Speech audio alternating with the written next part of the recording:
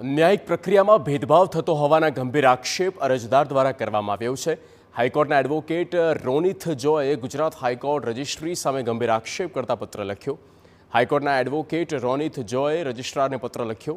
Pick and use પ્રક્રિયા દ્વારા કેસને પસંદ કરતા હોવાના ગંભીર આક્ષેપ લગાવ્યા. ભારતના બંધારણના આર્ટિકલ 226 હેઠળ કરાયેલ અરજીમાં ભેદભાવ કરતા હોવાના આક્ષેપ કરવામાં આવ્યા.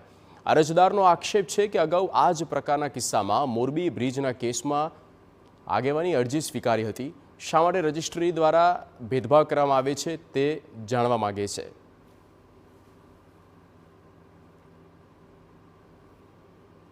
જે 3 મેટરો હતા સ્પેશિયલ ક્રિમિનલ એપ્લિકેશન, એમાં ઓર્ડર પણ થયો છે ગુજરાત હાઈકોર્ટનો.